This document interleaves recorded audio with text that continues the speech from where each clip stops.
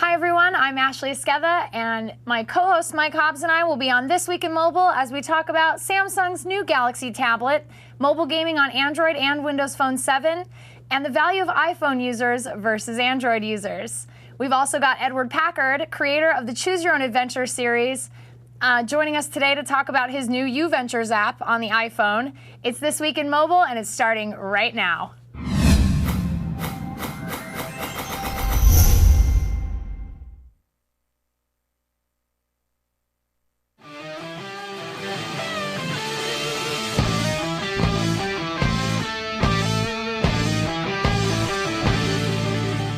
Hey everybody, I'm Ashley Esqueda, and welcome to another week of This Week in Mobile. As always, my co-host Mike Hobbs joins us in studio. Hi Mike. Hi Ashley. How was your week? Oh, it was great. Busy. Busy? I had a busy week. Me too. Yeah. Real busy. It was a surprisingly busy news week. I wasn't expecting it to be. It started off kind of slow and then ramped up. And then all of a sudden, like, everything just kind of went nuts. Maybe. It was kind of crazy. That might have happened. So we have some pretty awesome stuff today. Yeah. On the show. You guys are definitely going to want to stick around. We have a man who helped shape my childhood, Edward Packard, who created the Choose Your Own Adventure second-person narrative style of novels. UVentures is actually the iPhone app that is out. It's out now. And you can now relive those adventures. They're being rewritten, repackaged. There's a sequel. The one that's out right now is it's a sequel to the first Choose Your Own Adventure book. Right, which is amazing. It's awesome. It's so great to see these things again. I mean, yeah, I had like so many of them. Yeah, when I was there's one in particular about a haunted house that was like one of my favorites. Yeah. I bet like you wrote that one. Walked into some weird house and it was very creepy and there were Shows where weird to go and things. what to do, yeah. And I always liked that there was the option to die. Like it was just like, this is the end. Like you've met your demise. A giant monster. You've been eaten by a grue. That's a bad ending. Yeah, that's never a good ending. But first, let's start the show like we always do. If you want to chat with us, you can hit up the Ustream chat room, ustream.tv/thisweekend, and let's hit the news.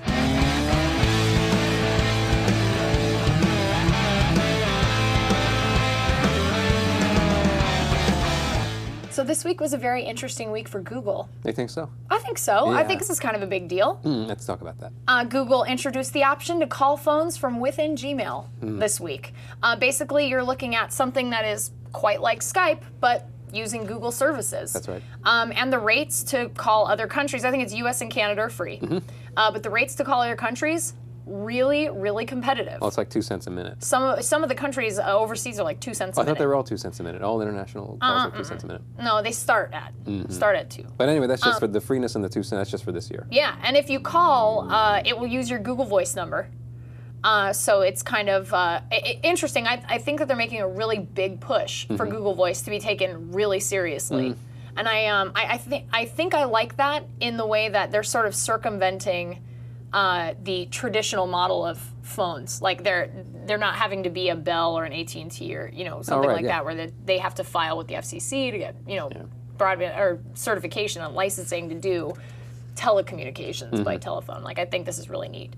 So yeah, I like that. It's cool. Have you tried it? Have you tried to call somebody from inside Gmail? I have. Call their phone? And I will say the call quality is really outstanding. I heard it was good going there.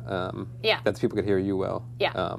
But then I think, wasn't it going back? It wasn't so good. Could you hear them as well? I could hear them fine. And like I thought the call quality was really good. And you called just a cell phone, right? Not like a Google Voice number. It doesn't matter. No. I called a house phone. So I called a landline. Wow. That's what we call a landline. What is that? I don't know. It's something my grandparents use. But anyway, interesting stuff. Very interesting. Again, another one of their plays into, another market.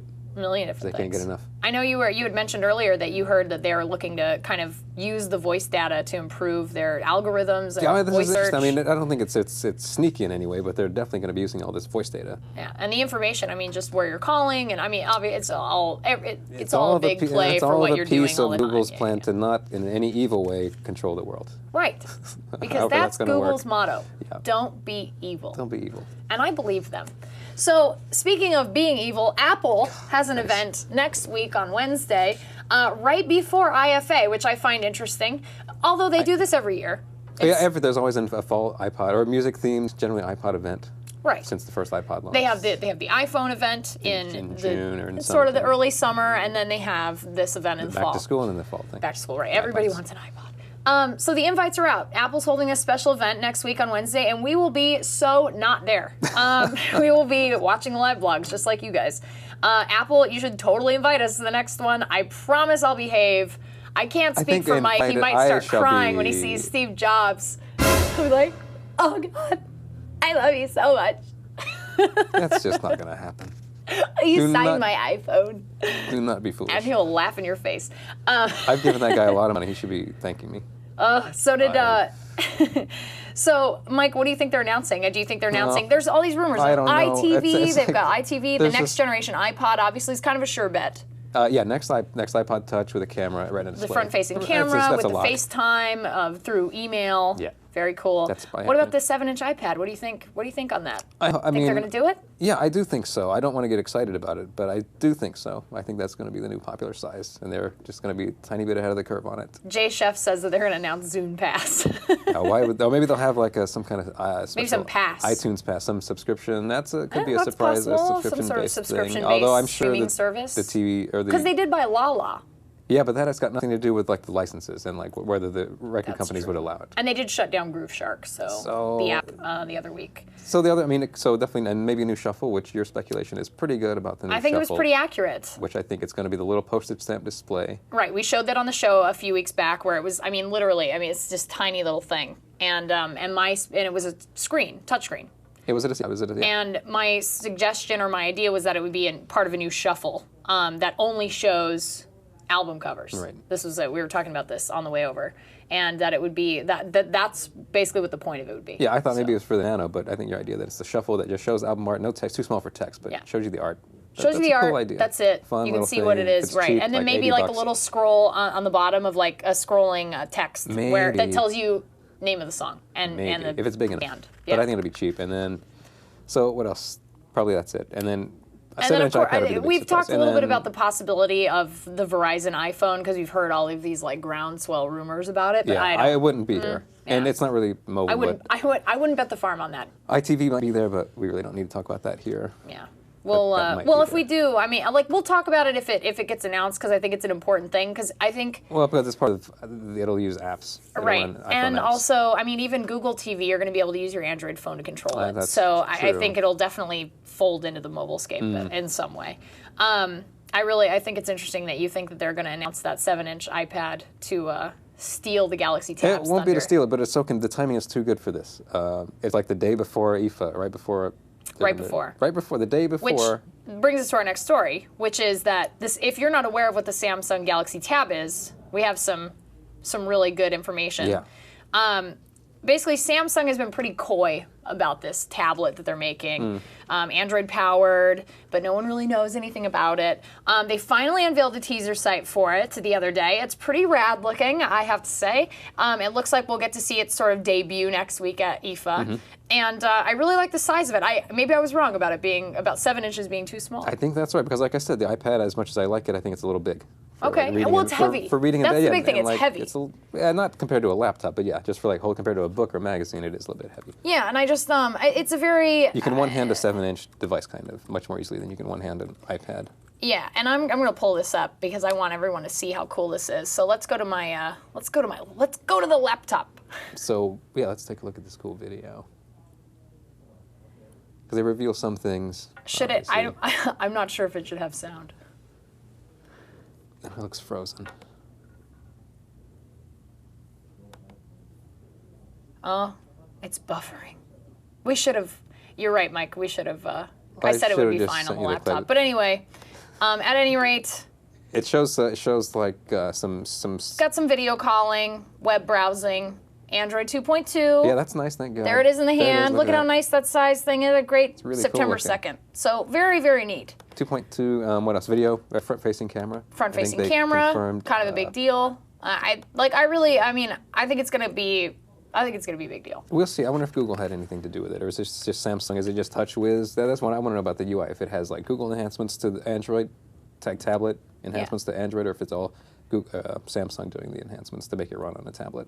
That'll be interesting. I know it's running on TouchWiz, so it is running on the same Samsung UI that their phones use. So and there's no phone port. Let's just be clear. There's no phone aspect to it. Although there's a 3G chip. But here's the thing. Although you will be able to likely make calls. I'm going to guess at some point in the next couple months when all the Android tablets start coming out, you're going to be able to make calls to landlines from your tablet within Google Voice. Okay, that makes sense. So I think that's going to be a huge selling point for a lot of people. Google Voice, I think, is a really interesting concept that can be just constantly upgraded, reimagined, repackaged. So if people get a number. Yeah, I think it's not, you still have to get in there and like get it's still in beta. Yeah. So, but it'll come out of beta and everyone will get a number. And I mean, I love Google Voice on my phone. I don't have it. I mean, I don't have a need for a second number. That's true. Myself. You're not trying to avoid anyone. I'm not. You're right. I don't have enough people, unfortunately, trying to get in touch with me that I need to avoid them. Yeah. That's sad. So, I really like this next story because I have never quite seen something. I've seen some videos like this, but not like this. Not presented quite in this way. Not presented quite in this way. So the Koreans really know how to test Gorilla Glass, and they really put it through its paces. And this was on Samsung, right? Was this on Samsung's site? I thought those were just some fans. What? Well, no. What glass? What? Oh, I thought it was one of the Galaxy phones. Yeah, it's one of the new Galaxy Galaxy phones. phones. The Fascinate. There's like a million. When it's in China, who knows what it's called? Yeah. Or Korea. Sorry. Yeah. So we have a video of this, and it's ridiculous. Let's watch it. 할까요? 예, 시작하겠습니다.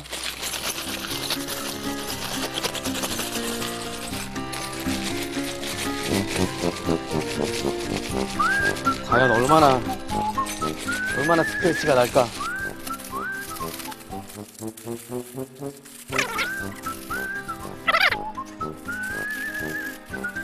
자, 그럼 개봉을 해보겠습니다.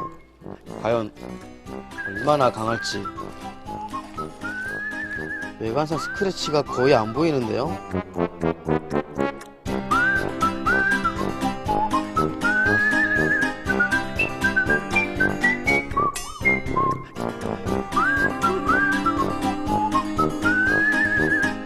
뒷면은 유리는 아니니까 스크래치가 일부 있긴 있습니다.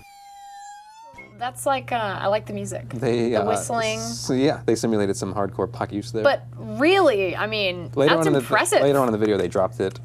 They're in the video. They're rubbing it with like screws and keys and things that are sharp that can harm your phone. Really awesome. But they did manage to break it at the end. Yeah. They did shatter it. Well, how did they do that again? Dropping it from a height. Yeah, from some. It looked a lot like the iPhone 4 shatter video. People drop it from about this height, and then it just, at some point it'll hit in some odd way that just shatters the glass. Right.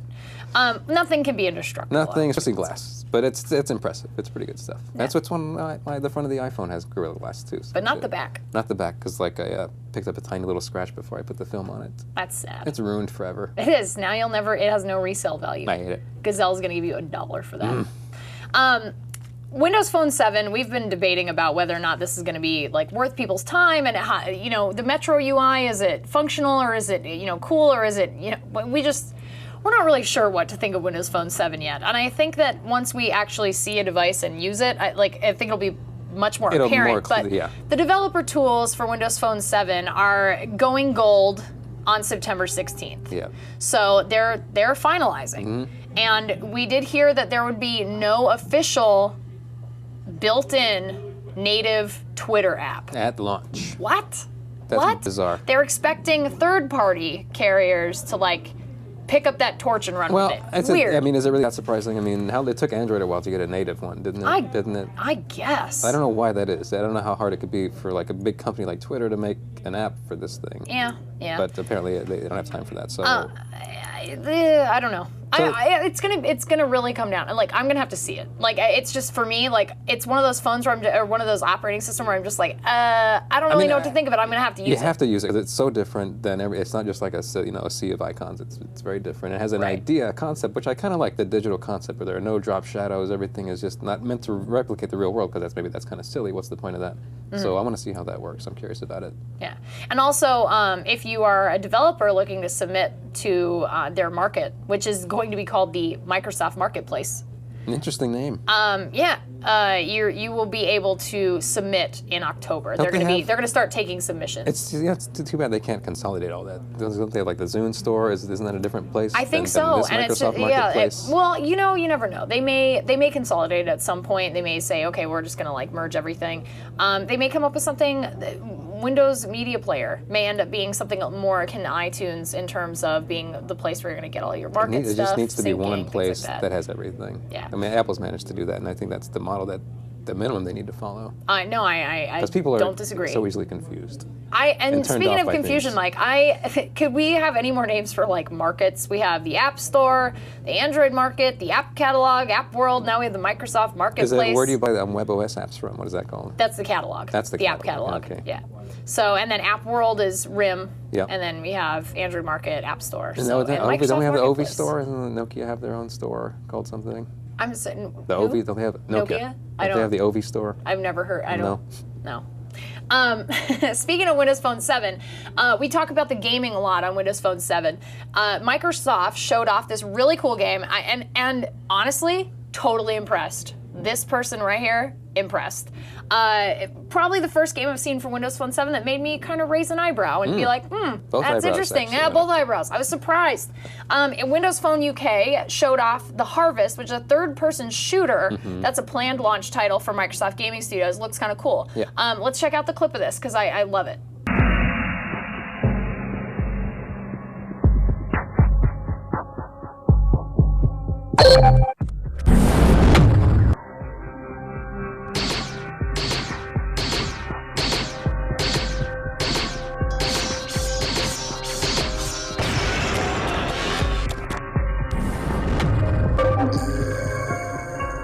So it looks really nice. Yeah, it's not something to scoff at. No, it's not. It looks like a real game. Yeah. It looks really good. I mean, it looks like it has typical touch controls though, which I think right. that to me is sort of the big limitation. Weakness of Windows Phone 7 is that it's not really different from iPhone, and that the games are all going to be touch-based. And those are different than games with controls. Mark Jeffrey says, "What is this, Ant-Man versus Dune?" Ant-Man, I don't get that. I like that. because he's a pee-poo. But yeah, I think it's a really interesting thing. It looks cool. And some games will support the keyboard as like a keypad. Right. So that and there's some peripherals out there that are being shipped now that are like handheld sort of. Do they stick onto the analog?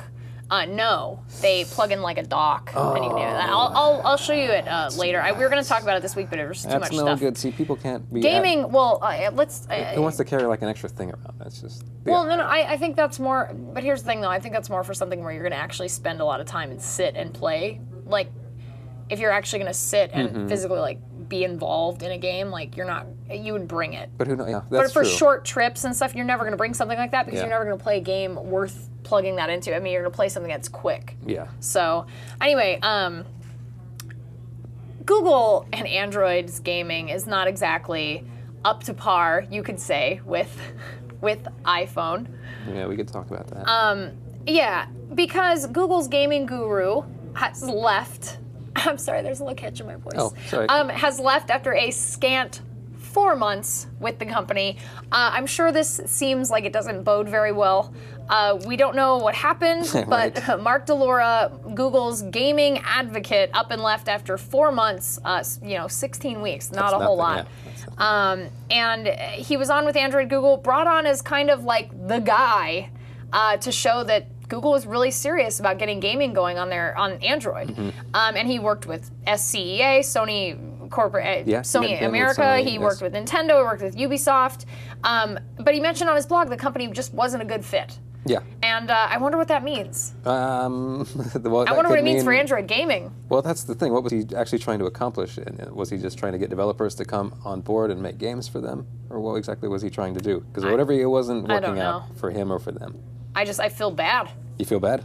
I feel bad for Android. I don't feel bad. I feel bad for, for me, How did they get in this position in the first place? How did they they focus so much on being open and having so many choices that I think that they sort of lost sight of a couple of things that I feel like now are very important. Like, the gaming side of things, while not necessarily a must for a lot of people on mobile, and using smartphones, like I know a lot of people don't have any games on their phone, or they have like something really basic. Right. But it's still a market, and it still deserves to be looked at and taken very seriously because there's a lot of money in it. Sure. So yeah, I thought that was interesting. I don't know what's gonna happen. What do you guys think? I mean, like tell us. I think it just needs more time and more success. I mean, I don't think Apple necessarily made a lot of effort to get games on there. It was just because the thing was such a hit and so many people had it. Yeah. People found they could just make money on it, and that just happened naturally. That's true.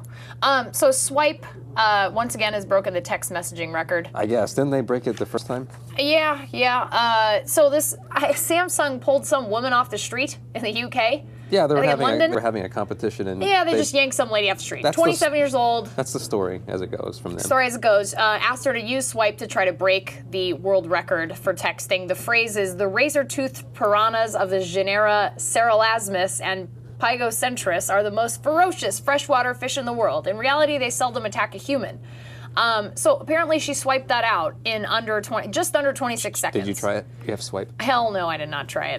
That would have been if you could see if you could try to beat the record on the show. Maybe I'll do that next week. Be a world Ashley champion. tries to beat the world record of texting on the show. Become the best. But I thought this was great because we saw this story like a day later. The next day, somebody with an iPhone broke the record. I believe you called him a joker. Some joker thought he could break that record. And then did. With the stock keyboard, no swipe. No swipe, nothing, just on the iPhone keyboard. We have a video of this. Watch this. Seems fake. It's amazing.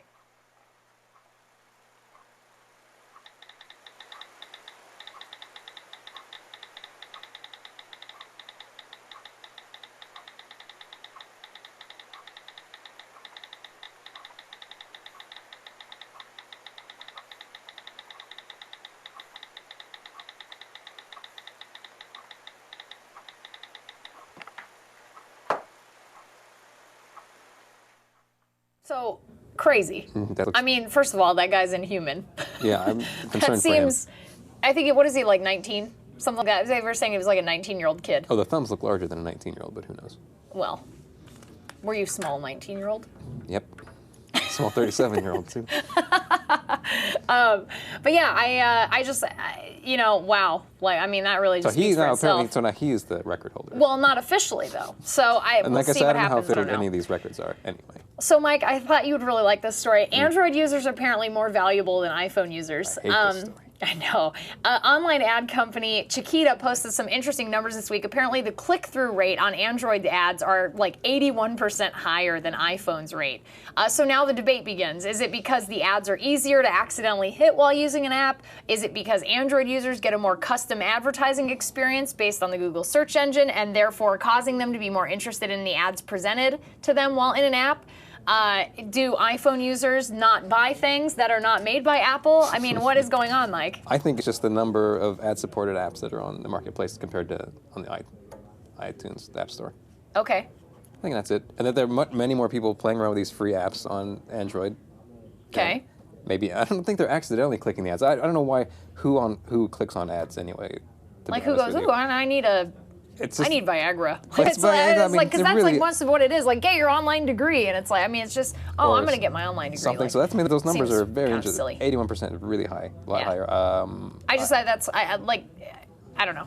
I think it's just that. It's a combination of that, and then the fact that they're pressing it by accident.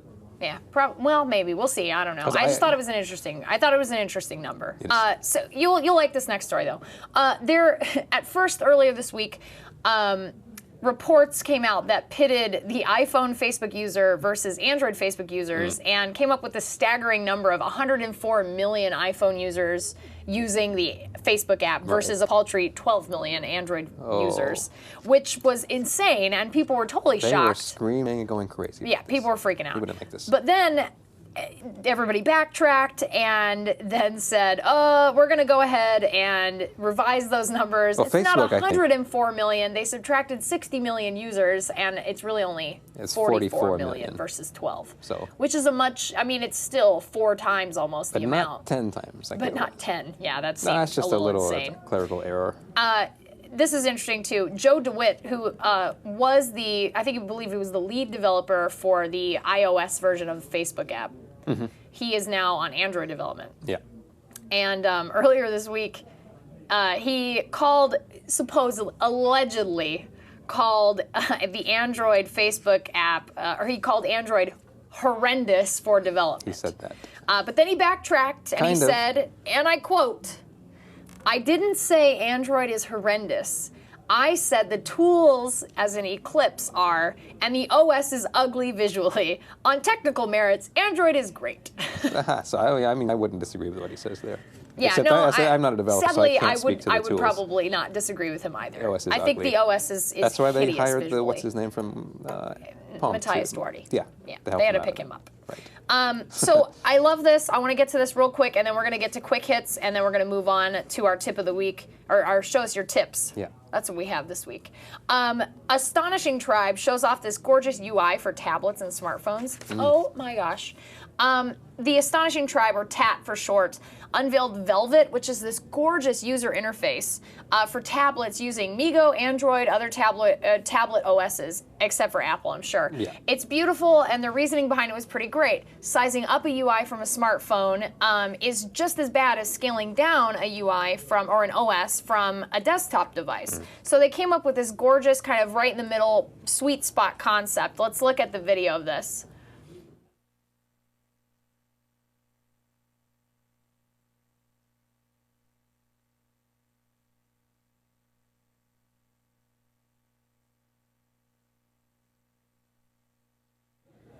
So, I mean, I really like it. I think that's so amazing. Look at how beautiful that is. It's a bit much. I think it's overwrought. Well, I'm like sure it. you could customize the colors. You probably don't like the colors. Obviously, I don't like the colors. But Nuno Maya says this is crap. No, no, no. It's No, I think that's really cool. But I'm also a person who I'm gonna admit this on air, and I can't believe I'm doing this. What is it? I used Microsoft Bob for like a month, and I thought it was awesome. Microsoft Bob. What is that? Is that the? It was like that thing where you were able to pick like an area, a desktop area, and you were able to like put things like it was a physical like space where you put your apps and stuff. I'm sad. But that's because you always want those kind of cool interfaces like they're showing movies that are all animated and Mark moving. Jeffrey has now fired me from this review. He's like, you can't work here anymore. I got to do this myself now. I know, sorry, Mike. I admitted it on the air, and now I'm going to be fired. Quick hits. We're going to do these really fast. Mike. Yep. Oh yeah, Google. If you have the Google app for iPhone, it'll now send push notifications if you get a new mail, Gmail, or if something happens on the calendar. It'll push it and blow up your phone, just like any other. It's like getting a message or something. Okay. So that's kind of cool. Steve Jobs sent an email, one of his famous direct emails, to somebody complaining about the performance iOS 4 on the old 3G iPhone. He said a fix is coming soon. That's what he says. So okay. We'll see about that. And then Google Goggles finally coming to iPhone sometime this year. Sometime. Before the end of the year, so finally, like a year later, we can finally hold up our phones and check cool stuff out like you guys can. Very nice. Yeah. There's a robot outside. Oh, run for your lives, everyone. I hear Skynet. Kindle, here's my quick hits. Kindle outselling iBooks 60 to 1. 60 to 1. The Droid X has topped a battery life comparison test for flagship Android I don't devices. have to complain about that Kindle stat. No. These are quick hits. This is all we talk about. And RIM has bought mobile storefront company Cellmania, fueling rumors of an App World revamp. So we'll see if they actually change anything they need to. Who cares? Let's do show us your tips. Okay. So we get requests from viewers from time to time to do a quick segment now and again for people just getting into the smartphone world. These are people who are like, oh my gosh, this is my first smartphone, what do I do? We want to help them make that transition easier, and so we have a segment called Show Us Your Tips. So this week's tip for me is ignore pesky callers. Yes, there is an option to instantly send a caller to voicemail. Whether you're nagging mother-in-law calls, that crazy friend who is always having problems and drama, or you know, you're that person you hooked up with the night before that you don't ever want to call back. Oh yes. You can choose an option to send them straight to your voicemail. Let me show you how to ignore your most irritating caller. Please. So let's go to the Evo Cam. So here is my glorious Evo. I'm gonna go ahead and pick my most hated cell phone contact, Mr. Steve Jobs. Oh no. You can see him. I hate He's when right he calls. there. He's always calling. He's always calling me, and I just wish he would leave me alone. There he is. And yeah, see, he is an annoying telemarketer. I agree. Robin Hood says, annoying telemarketers. Yes, Steve Jobs always calls me trying to sell me stuff. So anyway, I want to get rid of this guy. I don't want him to call me anymore, so I'm just going to go to this send a voicemail option here, and you click on that, and you hit, are you sure you want to enable? Yep. And so then it says on, which means now When Steve Jobs will never have to call me again. he tries to call you, It'll go straight to voicemail and he can cry on my machine. Like, why doesn't she answer anymore? What's your tip? All right, my tip is a simple one, but it's about the keyboard on the iPhone 4. If you're doing text input, you know, you've seen this, the .com button down here. Like all these buttons, when you hold them down, sometimes fun little extra options come up. And on this one, the .com button becomes like .net, .edu, .org. Which Very comes in nice. really handy when you're typing in web addresses, and then also holding down letters that have accents brings up these options, and you can just select it like that to type in foreign words. long press. The long press on the keyboard works like that to bring up extra keys. Very nice. Extra options, and if you do it here and there, sometimes the period will become web options as well. Okay. Depending on what kind of fields you're filling in. Very nice. So that's my little tip. Those are our tips of the week. So, and if you would like to tell us what tip you have, you can send us messages on Twitter. Please. I'm Android Ashley. Mike is Valis23. Yep. Send us your tips. We might actually feature them on the show, and we'll totally give you a shout out. Maybe. All right, it's time for App of the Week.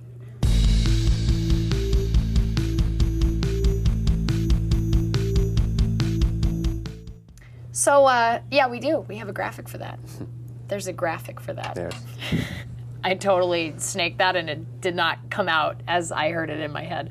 I'm super excited about our app this week. This week, we're featuring U Ventures, a digital reimagining of those amazing Choose Your Own Adventure books that you read when you were a kid. So now, as they say, there is an app for that, as U Ventures is out for the iPhone, with those same kinds of adventures for you to enjoy on the go. That's right. Which is pretty awesome. And Yeah. we've got not just an author of one of those books, we have actually the creator of the genre, pretty Yes. much, Mr. Edward Packard.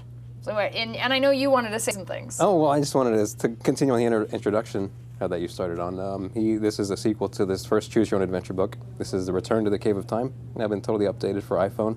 And that was the very first. That was the very first one that was published. The And original. What year was that? It came out in 1979. I think it was published in 1980. Nice. Was the first one. So, and now it's back on iPhone, and we're gonna hopefully talk to him about it. Yeah. So, Mr. Packard, what do you prefer to be called? Mr. Packard, Edward Packard, Ed. What do you like? Well, how about Edward? Edward. Okay, Edward. Well, thank you so much for joining us today, Edward. Thank We're you so for- happy to have you on the show. It's fun to be here. I enjoy your show. Oh, thank you very much. I have enjoyed your books for years. I still have some in my bookshelf. That's great. So Well, we're hoping you'll enjoy the apps even more because there's more to them. yeah, I'm so excited about this. Oh, yeah. So I know you have the first question, so go ahead. Well, you know, Edward, before we start talking about the new app, I wanted to ask you if you ever thought about if you consider yourself a part of American culture, that you've contributed something important. Well, I don't know if I'd go that far. I think, I've made some sort of modest mark and among some people, and hope had a good effect. Yeah, you have. Very nice. And so how did the latest iteration of Choose Your Own Adventure so how did you guys decide to make it a mobile app? How did that come about?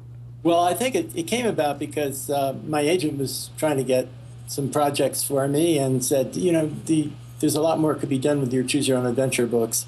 And meanwhile, the publishers, book publishers, were getting very nervous about e-publishing and e-books and what was their future going to be and so forth.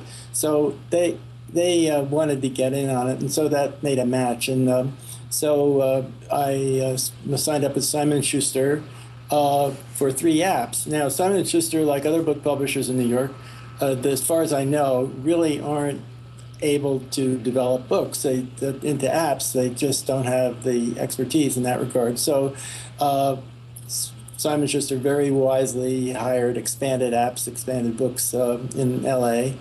And I've ended, instead of working with a editor at the publishing company the way you usually do, I've been There we go. the chief developer at Expanded Books, and it's been a great experience. Very nice. Very nice. I love that this is sort of come about because I would have never thought to myself, having a smartphone, I would have never been like, you know what I really need? But now I'm like, I really need that. I really want it. I want to have it all the time.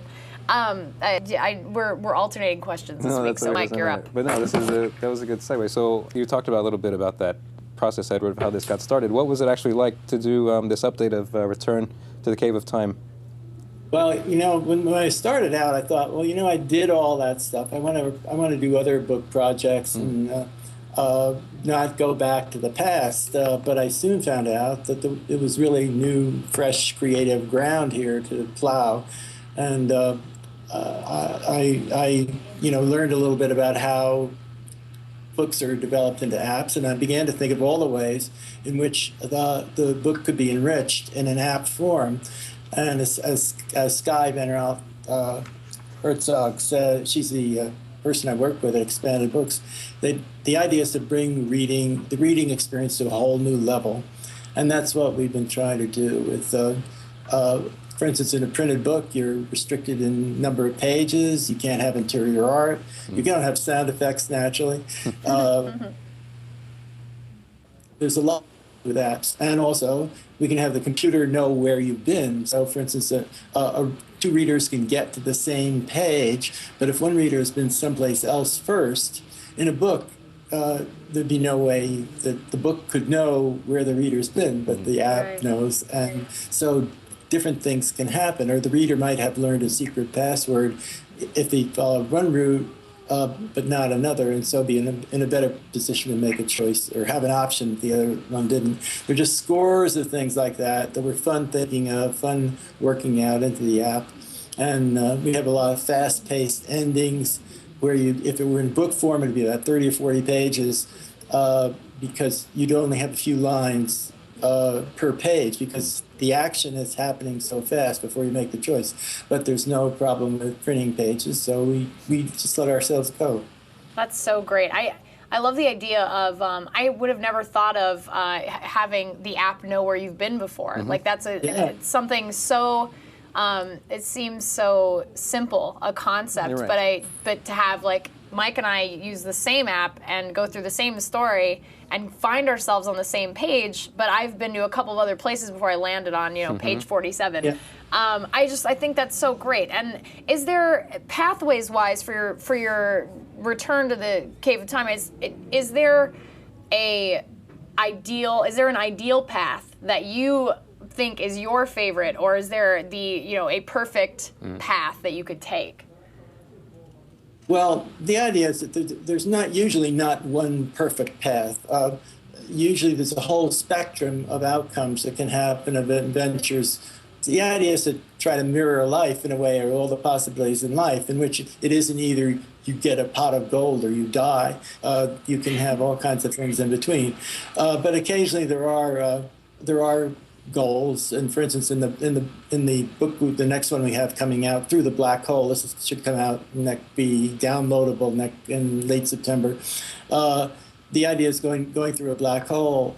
If you make it through, which needless to say is very difficult, you get to another universe, and then if you're really intelligent and lucky, you reach a planet that is very, very interesting. And so, that particular ending or result is, as I'd say, much more interesting than a lot of the others. Then you have been eaten by a grue. That's a bad one. Yeah. So what was your favorite aspect of updating this? About doing what? I guess I was going to say your favorite aspect of creating the interactive books, but since this is more of an enhancement. Creating active. Well, yeah. I think there's a joy in creating something or discovering. It's the pleasure of the creative process. Of course, it can also be a pain because of like writer's block or whatever. You beat your head against the wall and don't get anywhere. But when you do think of something, you're so amazed, and then you work it out, and if it really works, then it just makes it a pleasure to work. When you have writer's block, this is sort of a side question that we didn't write down, but when you have writer's block, are you like, okay, this is where the story is going to go, and then if you have writer's block, then you like kill off the adventure. Like you're like, well, I can't think of where this is going to go, so we're just going to end that. And then the best kind of story idea kind of comes through that, like whatever. The funny thing is, when I invented this whole thing, it was because of writer's block, because I was telling bedtime stories to my children, and I had a character named Pete who got washed up on a desert island, and it was a little like Robinson Crusoe that way. And so then it was time for me to tell what happens to Pete next, and I had a little talker's block because I was making the story, and so I said, what should Pete do now? And I got a couple of different answers, and that got me into the alternate thing. So I think with writer's block, the main thing is not to despair, but maybe there's no, you could be, totally blocked out, but then you happen to be in the shower and you'll get a little way to go. Oh, one more thing I'll say about Hemingway had a, he would never stop working for the day after finishing a chapter or some big scene. He'd always stop right in the middle. So when he came back the next day, he'd know where he was going to start. He could hit the ground running, so to speak, because he forced himself to stop in the middle of it. So I don't know. Everybody has a different method, and some work and some don't. Very cool. Do you have a favorite genre that you like to work in, that you prefer to work in for the Choose Your Own Adventure series? Well, I'm interested in science, and so I think I guess science fiction is the thing I'm most interested in, and I think I finally like that more than fantasy, because fantasy is, although the two kind of cross over and mix together, but fantasy is what really couldn't happen. It's imaginary world, but science fiction is supposed to be more what really could happen or might happen, and I think a lot of science fiction writing has, been predictive of future things that happen in the future. So I think it's a very rich field, and but I like a lot of things. Adventure. I think that my favorite book as a kid was Treasure Island, which is sort of the archetypal adventure story. Mm-hmm. So would you say that was, what other things influenced you as a kid? Do you think there were specific other things that made you, that gave you such a vivid imagination? Well, I think, reading books like that, like Treasure Island and Huck Finn and so forth, it just, you get into a feeling of just wanting to go away and do things like that, or at least write about them or think about them.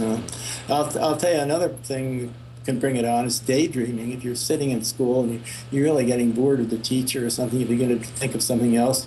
Well, that may be bad for your school grades, but it can help later on if you're going to be a writer, because it gets you in an imaginative frame of mind.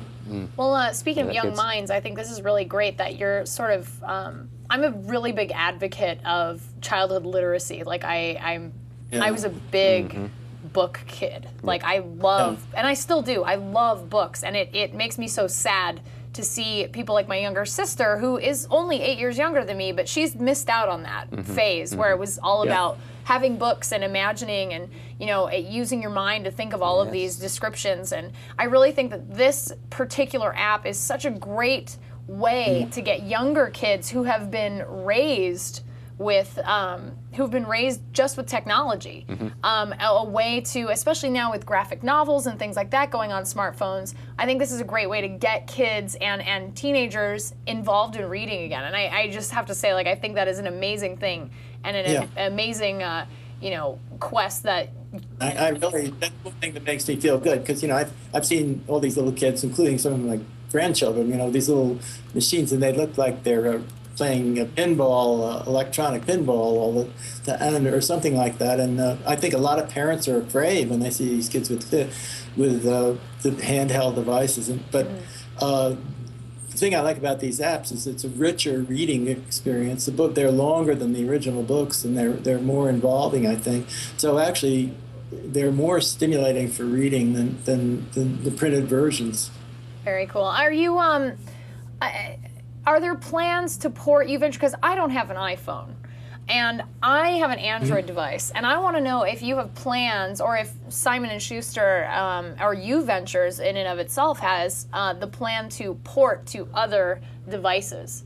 Yeah, well, that an obvious thing that should be done, and I've been putting the heat on them, and they, big Tell them to go for corporations- Android first.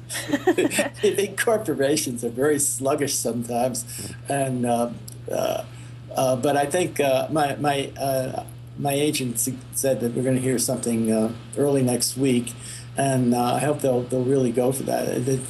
It makes no sense not to. Yeah. And are you excited about the idea of your work appearing on such modern devices? Like, considering you've been an author for a stretch of time, and I think it must be interesting for you to have your work appearing on something this big.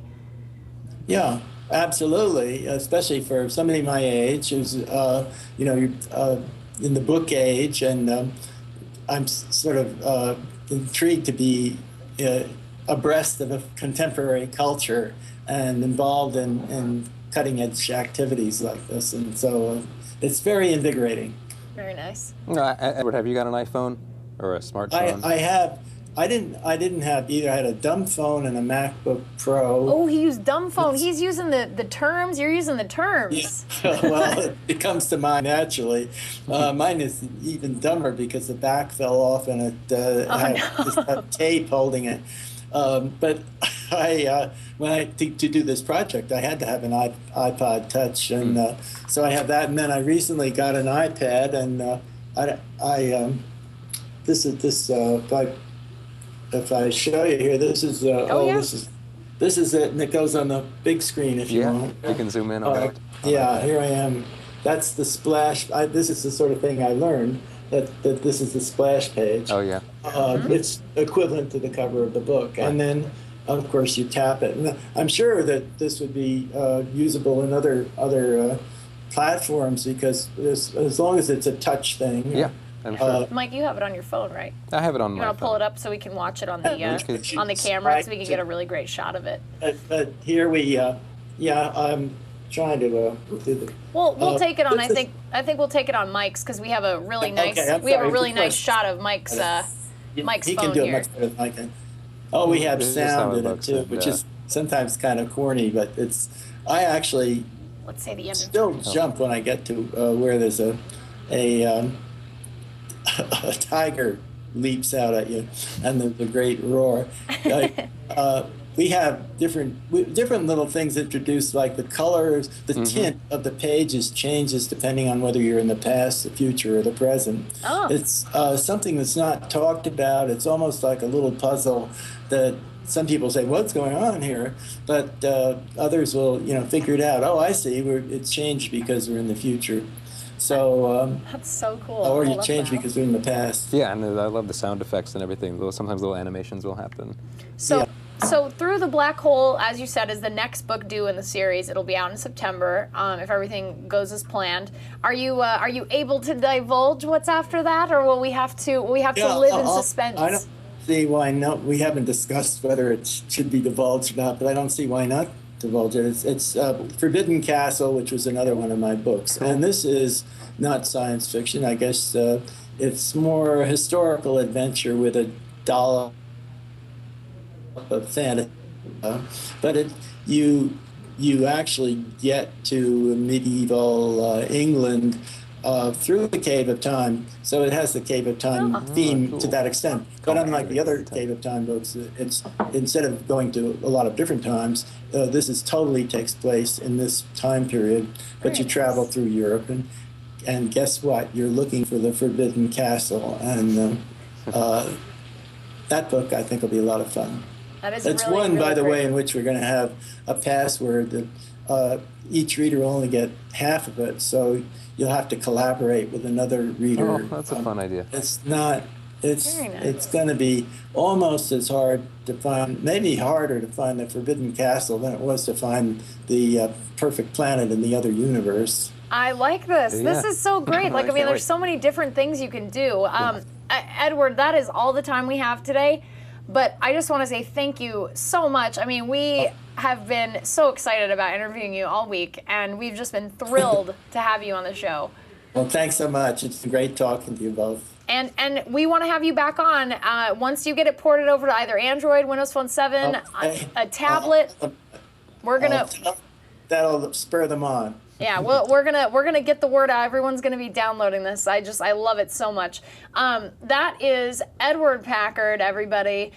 The app is U Ventures Return to the Cave of Time. It is by Edward Packard. It is available in the App Store.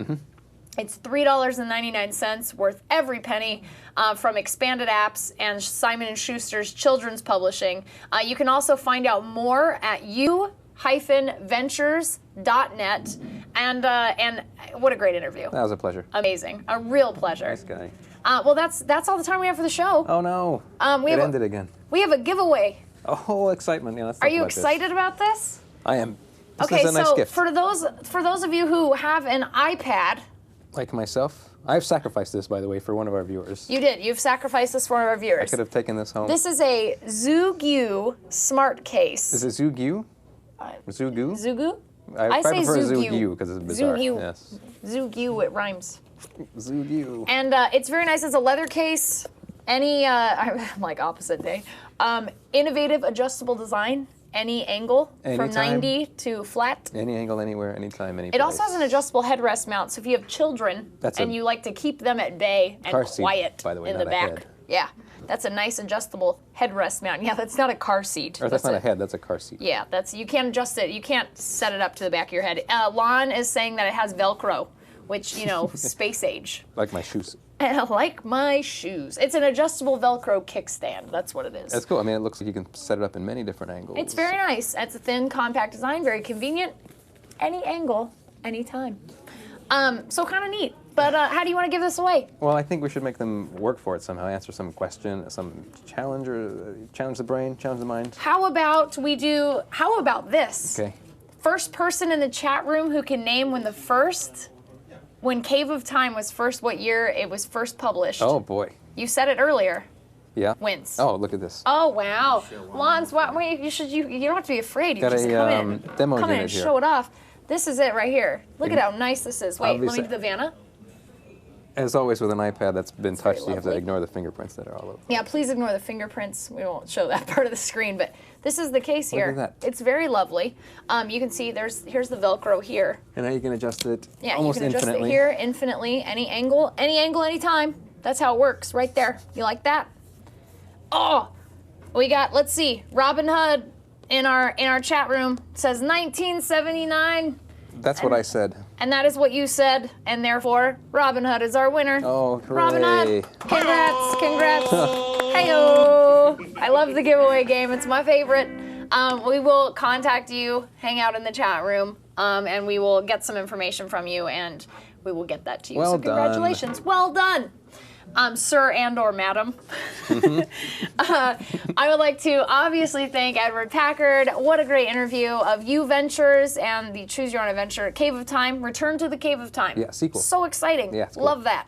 And I would like to thank our wonderful every week viewers. And on a sort of related note, actually wanted to send out a huge thank you to all of you amazing people out there last week who took the time to vote for me in the Logitech Host with the Most contest.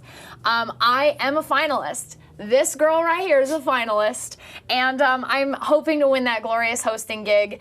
And I can't tell you how much it means to me to have your votes and your support, and I'm just super excited, and I think they announced the winner of the Loft next week, or not next week, the week after, so the 9th. So hopefully, if all things go well, Yes, the process. on the 10th, September 10th, our show, Friday, September 10th, hopefully, I'll be like, You won't be I'm here. the Logitech host of the month. Mike's like, you'll have quit. But I just think it's amazing. So thank you. It means so much to me, and I love you guys to death. Yeah, and they helped. super excited. And if you would like to watch previous episodes of our show, you can do that online at thisweekend.com/mobile. And if you feel like going to thisweekend.com and checking out some of our other shows like This Week in Comedy, This Week in Movies. We had James Gunn on this last week. You can check out This Week in Movies. It's pretty cool. He said online that his mouth gets him into trouble. So you have to go check that out and see some of the outrageously crazy Very things that he said. provocative, yeah. And we've got a lot of cool shows, so go check them out. If you want to follow either of us or the show on Twitter, you can do that at Android Ashley is my Twitter, and Mike's is Valis23. That's great. And if you'd like to follow the show, you can do that at TWI_, don't forget that, mobile. So TWI_mobile. And I just want to give a huge congratulations to Phil Nickinson of AndroidCentral.com, who him and his wife had a baby yesterday. Yeah, congrats. A gorgeous baby. So yeah, it was really cute. I didn't see it. It kind of looked like Phil. It looked It was like like a little mini Phil a little bit. It didn't look like an old man. Like It most reminded me of babies. Phil. No, it was a really cute baby. Oh, you did show it to me, and I said it looks like an old man. No, not all babies look like old I men, think Mike. they do. Well, that's all we have for the show today. On behalf of everybody at the This Week in Network, I'm Ashley Esqueda, I'm Michael J. Hobbs Jr. and we will see you next week on This Week in Mobile.